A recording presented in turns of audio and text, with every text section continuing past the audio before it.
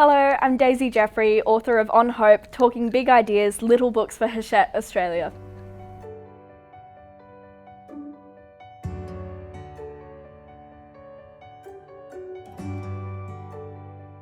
So Daisy, welcome. Delighted to be talking to you about On Hope. For our audience, I should explain that you are a 17-year-old Sydney High School student. You've been one of the organisers of the Australian school student climate strikes, the most recent of which was one of the largest protests in Australian history, galvanising over 300,000 people to demand action on climate. Daisy is also a fierce champion for gender equality and an excellent role model in our view for the next generation. So welcome to Hachette, Daisy. Thanks for having me. So Daisy, your days of political activism started rather early. I think you were age 7 when you had your first moment of political radical behaviour. Tell us about that. Yeah, when I was 7, I remember I used to sit down and watch the news with my family every night, and I found out about this thing called the global waste crisis. And, you know, to me as a 7-year-old, it looked like the whole world was covered in plastic, which, you know, may not have been true at the time, but it seems increasingly accurate as the years go on. And I was so concerned. My friends and I decided that the only solution to this problem was to eat chocolate. Now, I'm not sure what the logic was to reach that conclusion, but that's the one, you know, that's the one we landed at. And so we ate chocolate and we'd save the plastic and the foil wrappers, and we'd create these, you know, not exactly elaborate sculptures. We were 7, but I think we set up a blog called The Environmentals, and then I saw, a couple of weeks later, I saw Malcolm Turnbull on the news, and he was Shadow Communications Minister, I think, at the time, and I decided to send him a letter. And I think a couple of weeks later I got a reply from him, which was nice, explaining that, you know, he appreciated my initiative, but there's a little more to the problem than, you know, what I thought the solution was. And so did that, first of all, getting a response from him was lovely, very nice, it's generous. But did that inspire you to further action at that time, or was that the end of that campaign? It was probably the end of it. I was, you know, your mind just kind of drifts through to different things. Even today, my mind just goes constantly from one thing to another. So that brings me beautifully to my next question: is the cliche about millennials is that they're distracted, self-absorbed, narcissistic, always on their phones. That's not quite been the truth about you or the friends and fellow activists that you've joined with, has it? I mean, I don't think it's true of most of our generation and millennials before us, but I think we're a highly engaged generation, but perhaps in a different way to what generations before us have been used to seeing. And I think there's always going to be criticism of younger generations by those who've come before them. And the reality is that we're just figuring out the world and what we want to do with it in our own way, with our own vision. And it's been absolutely extraordinary to be able to work with all the young people in the climate strike movement and just everyone across the world, and to see this really strong community, global community of kids from, you know, different cultures, different ethnicities, you know, these different, I remember being overseas and meeting these kids who I'd only known for 4 days, and there was this language barrier, but at the same time we were best friends. You know, the sense of solidarity, but also there's this acceptance and this happiness and this, you know, excitement to learn about each other and, you know, to continue trying to forge a better future for everyone on this planet. And do you think that, we'll talk about the international environment in a minute, but even just at the local, this in Australia, and the sense of galvanising around climate change and action on climate, do you think that the major parties, do you feel that the political parties in general have failed your generation? Yes, I certainly don't think they've done enough of a good job, if at all. I feel like the younger generations have been cast aside in favour of short-term political gain, which as a young person is extraordinarily disappointing to see, because as a young person and as a child we're taught that adults know best and that they'll take care of us and that we should look up to them and follow their lead. Now, what do young people do when there are no adults leading them? We the major parties have undoubtedly failed to even provide adequate climate policy. We know, I heard this morning on Radio National, the person who negotiated the Paris Climate Agreement acknowledging that the Paris Climate Agreement is no longer enough. And the fact that our government says that they are going to meet the Paris Climate Agreement targets when they're not, and also knowing that the Paris Climate Agreement is inadequate, is a really terrifying thing. Now, the opposition may be proposing a marginally better climate policy that is in line with the Paris Climate Agreement, but the reality is that this is the government we have, and the opposition is simply not good enough. And so it's interesting to me, I think there are so many burnings, forgive the metaphor at this point in time, burning issues that we confront, sexism, racism, xenophobia, poverty, homelessness. I'm wondering why climate change, global warming, has captured the imagination of your imagination and of your generation. I'm not saying it shouldn't, I'm just interested that why that's become the locus of attention for you. I mean, I think it's because our future and because the issues that you've mentioned, the other issues have been around for as long as we can remember, and we also know that multiple generations are fighting against those social injustices with us. Whereas for my generation, in the US, for instance, you have the lack of gun control, and in schools that, the lack of safety in schools, kids should have a right to a safe education. And, for kids in American schools, this just wasn't the case, and they took to the streets, which has, I think, created huge cultural change, perhaps not legal change as of yet. So I think, just using that example, it's a really current issue for young people right now, and it's something that the older generations haven't necessarily been fighting with us. And I think in that instant, with the Parklands High School shooting and with the March for Our Lives movement, I think that was where young people really discovered that they had a voice, and that if they stood together, it was rather loud. I think that's, that the climate movement, that when young people came together and decided to come together to advocate for climate action and climate justice, I think we didn't realise at the time how powerful it would be and just how big it would become. Because young people are often, we are belittled. We're, up until the age of 16, you're told, you're a child, you don't know anything, look up to the adults. And then when you're 16, you're asked, what do you want to do with the rest of your life? But you're still treated like an idiot. And so I think for young people to actually discover that they do have a voice, that they are intelligent, that they can work together and create amazing things and incredible movements, I think has been an incredible thing for this generation, but it's also terrifying that we have to do it in the first place. We'll come back to the idea of terror in a minute, because your opponents think this is all hysteria, manufactured hysteria, and so on and so forth. But I want to ask you about the process of becoming politically active, joining with other people and other young people and creating a movement. And how challenging have you found democracy? Because collective decision making is quite challenging, if I remember correctly. Yes, it's incredibly difficult. Because we're a grassroots network, we don't have a hierarchical structure, and it does make decision making, difficult, but it also means that people get an equal say in where the movement goes. And doesn't it mean meetings are just incredibly long? Yes, but the thing is that, we have this idea that, people will head towards a role that they want to work in or a group that they want to help out with.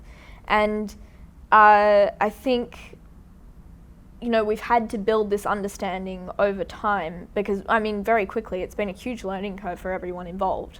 But this understanding that, we have to sacrifice our own ego for the betterment of the entire movement. And so, for instance, with rural and regional strikers, we understand that even here, even writing this book, that is undoubtedly due in part to my privilege as a white middle-class inner-city kid who could afford to take time off school to be part of the strikes to help lead the movement, and also due to the media attention that cities get. And So I'm incredibly grateful to have the opportunity to write this book, but at the same time I'm conscious that there are so many rural and regional kids who are working just as hard who do not have this opportunity.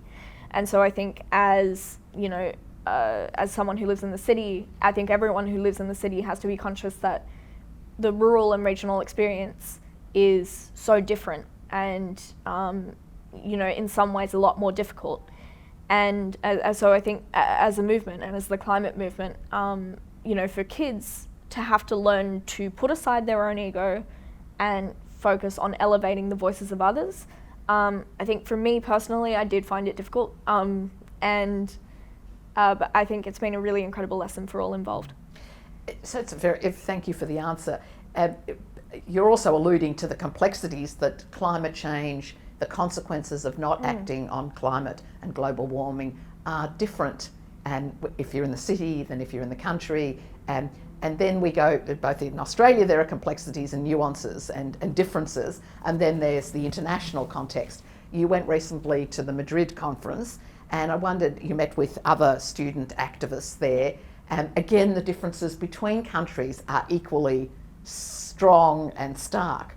And what struck you about meeting those internationally, your colleagues, peers internationally who were working on the same issue?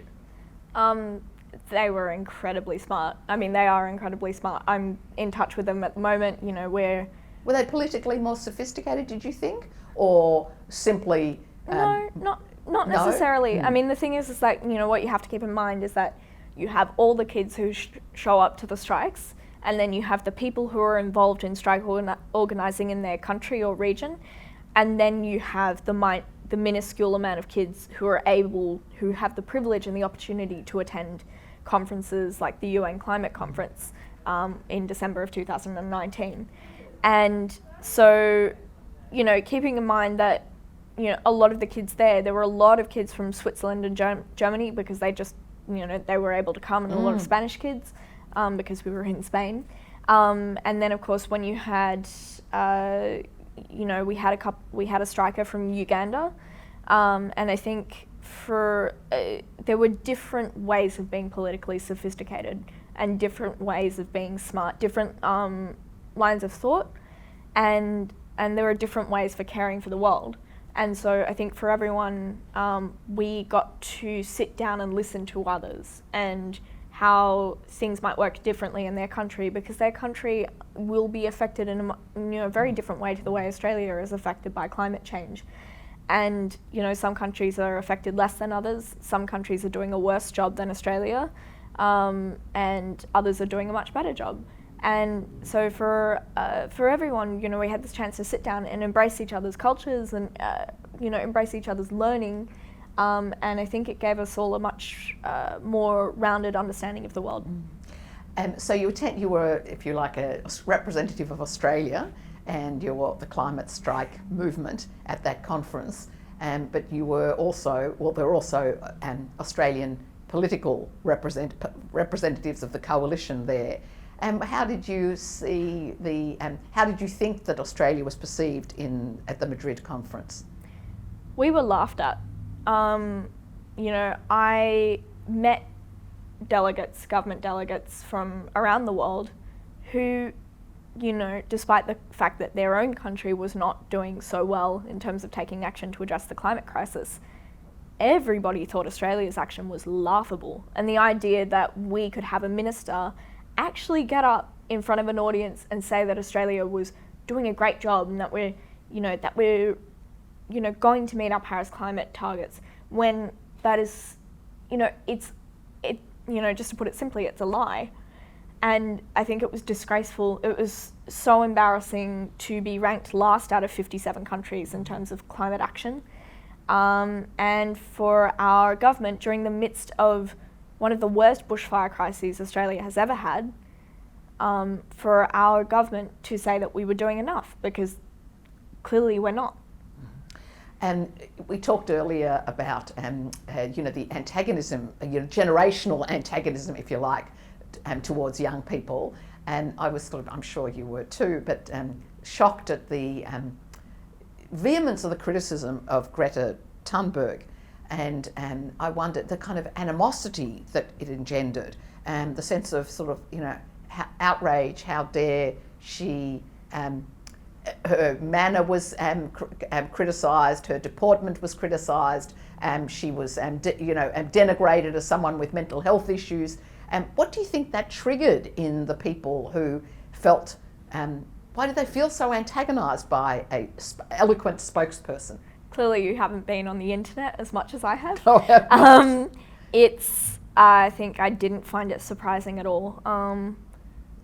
A, she's a child, B, she's a woman. She has high functioning Asperger's, and she's speaking in her second language most of the time. And then on top of that, she's advocating for climate action, which for a lot of people find really threatening. And people find, children using their voices and they find it really insulting for whatever reason. And I think the backlash that she got and the backlash that I would say most female strikers get is not unexpected. It's disappointing, but the thing is that we don't really have time to dwell on it. We have to keep moving, and we have to focus on the people who want to understand what's going on, who want to know what's going on. I mean, for instance, in Australia, a lot of the criticism that the climate movement draws is from right-wing media and the mining industry, fossil fuel industry. And what we know is that there's a huge amount of misunderstanding between the climate movement and particularly people who work in coal mines and in fracking. And what we know is that we need to build a bridge. We really need to open up, we really need to be open to this conversation because we need to move quite quickly now. But what we need to understand is that, particularly the climate movement doesn't want anyone to be left behind. So just very briefly, Daisy, if you could just tell us, you used the term a just transition to describe your vision for the future in terms of climate action. Tell us what a just transition would look like. My granddad came out to Australia in the 70s to work in our coal mines. He was a coal mining engineer, and he'd worked all around the world to make coal mines safer. And he brought with him my dad and my dad's sister, his wife, who was my nodgy, and his two stepkids. And in the 80s, I think the industry tightened and he was made redundant, and there was no safety net. So all of a sudden, his identity, all his experience, it suddenly meant nothing. And he ended up having to work as a cleaner. At one point when he fell sick, the church community actually stepped in and took care of my brother and his sister because there'd been a very tumultuous kind of divorce situation, and he was now a single parent caring for two kids. And so for me, that's really shaped my understanding of what a just transition would mean. And what that means is that no one is left behind, and that there is a pathway for those who work in the fossil fuel industry into other industries as we move to renewable energy. Ideally, that would be a really slow process to make sure that everyone has, time, and that it's, that it's as cushioned as possible. But unfortunately, because we are now on this really tight deadline to meet our emissions targets, which are already inadequate, this deadline for a just transition, it grows increasingly, grows closer. And I think that's quite a scary thing. And what we need is for our government to actually take leadership on this. Our government is always saying that they care about jobs, they care about the economy and they care about jobs. However, what I've seen is a lack of consideration for those who are working in an industry that will soon no longer be viable.